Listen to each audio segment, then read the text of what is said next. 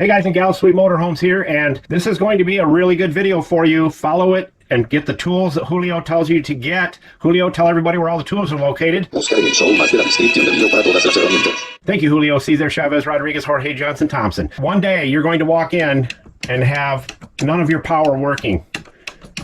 The refrigerator will not be working. Nothing. Let me share with you how to make sure this never happens to you. It will be horrible. You will not be able to move your slide outs in. Let me show you. All right, you can see through that window that slide out is out right there. Here are the buttons for the slide outs.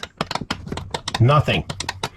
So if you're camping and this happens, you're going to be glad you've seen this video. This is what we have here on Sweet Motorhomes. Things to save your hide when everything goes upside down. All right. Here is the culprit that caused your problem, right here. It's that right there, where these wires are blocking it. There it is, right there. There's two ways to fix this. You can take both cables off and bolt them together so you can at least get your slide outs back in. But your dealer's switch, your all on or all off switch will not work if you do this. It has to go through the solenoid. That solenoid is toast right there. This is a brand new one. And I could leave it bolted together in there like that and it would be just fine, but I'm not into that. I'm into putting things back the way they were and make them work as they were when it was new. So this has to be put back in. Now, there's a way around this. The cable that I showed you at the beginning, this little bugger right here, and I'm going to show you how to make it. Keep your eyes peeled.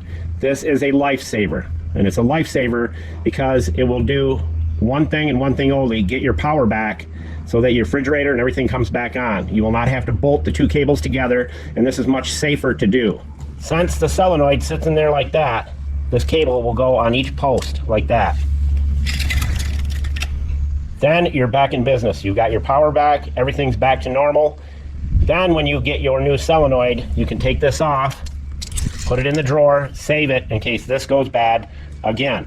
But it's crazy. One little solenoid can shut your whole system down. That's why you're on Sweet Motorhomes, to learn little tips and tricks to get you back into business so you can at least enjoy the rest of your vacation. Now let's go see how to make that right there.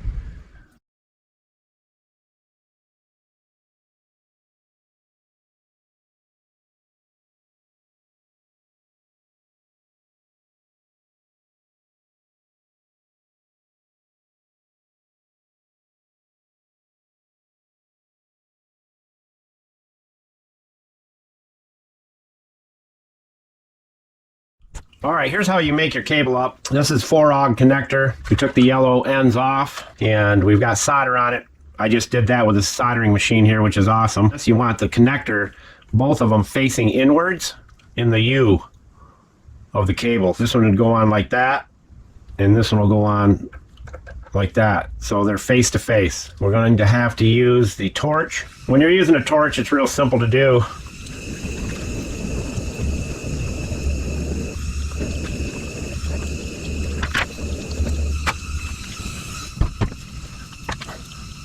That's how you want it to be. So like I said, this one will be like that, facing this one, because when they go on the solenoid, that's how you want it to be.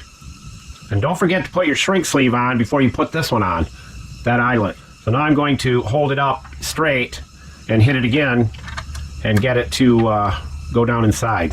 And you can use your vise.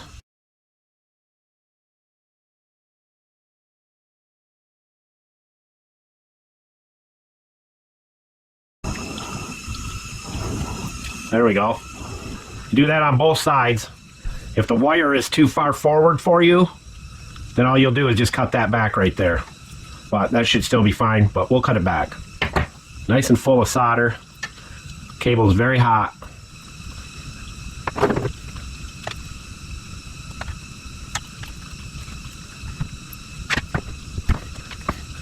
Now if I put that shrink sleeve on with this cable as hot as it is right here, it'll shrink on before I can get it over that cap. Now we'll cut the plastic back just a little bit to make sure that the shrink sleeve goes on.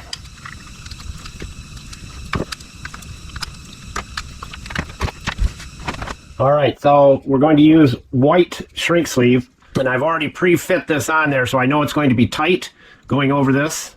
So what you do is take your shrink sleeve, take a pair of needle nose, and you can put it just like this. Stretch it out just on the end, and that'll allow you to get it over the roughest part, which is over the eyelet that's been soldered on. I have to be pretty quick about it because it's still pretty warm there. Let's see if we can do it. Just like that. Slip right over. Now we'll tighten it up. It's ready on this side. Now we'll do the same with this one. So all these parts that I bought were about 11 bucks, and that's pretty cheap insurance. Now we'll do the solder on this. So the solder's inside. I like to take the cable, dip it in the rosin, and have it ready. We'll heat this bugger up. And you know it's ready when you touch the solder on it and it melts. Just like that. All right, solder's in it. Here's the tricky part. You have to get the shrink sleeve over the wire and hope that you don't heat the wire up too much where the shrink sleeve starts to shrink. Yes, using a bolt to bolt the two cables together by the solenoid could be easier, but in a hurry, this is the only way to go. You just slap this on and you're all set. And I always burn myself at least once. So we're going to move that down as far as we can get it. Just like that. That's hot. Told you I would. Now we got to make sure we get the orientation right. It's got to be just like that.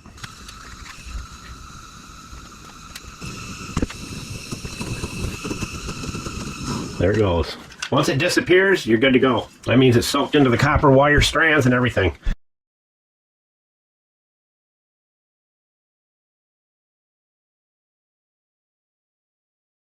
And our orientation is perfect. We're face to face. Now this is the only UL colored tape that we use. And because they're positive wires, we're going to be using this.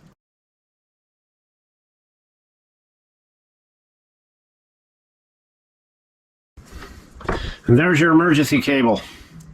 Foot long, and it will work so good for you. Because like I mentioned before, if that solenoid goes, you are not going to get your slide outs in. All right, here's some added information for you. We are going to reinstall the new solenoid, and we're going to end up keeping our jumper cable that we made up right inside this box. It'll just lay in there, and it'll always be there when we need it. First thing you do is turn the power off, and let me show you something. I won't be able to show you the installation of that very well because my hands will be blocking anything the camera would see, but I can show you this. These are the cables that were bolted together. That's what got me back into power, doing that right there. So all we have to do is take this apart, unbolt the solenoid here, rebolt it back up, put the two wires on here the way they're marked. All right, so on your old solenoid, this is the new one, there is one wire that goes to this fuse holder, and the new one comes with two fuses. You put that one over there, nothing goes to it for backup in case you have to put the fuse in here. Now to get that wire off, all you do is take your little pick, and inside that little notch in there, you just stick your pick in there and then lift up a little bit and pulls that tab back, and that wire comes right out of there. There's a little tabby thing on it right here, and you have to take your pick and lift that back up so when you snap it in the new one, it stays in. Recording. All right, if we did it right, then the porch light will come on. Everything's hooked up correctly, and we have our little jumper cable right there laying inside just in case that goes bad again. Let's go see if we have lights inside. and a refrigerator that works. Turn these on.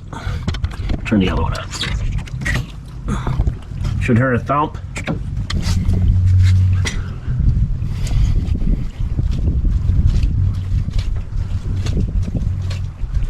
And looky there, porch light is on.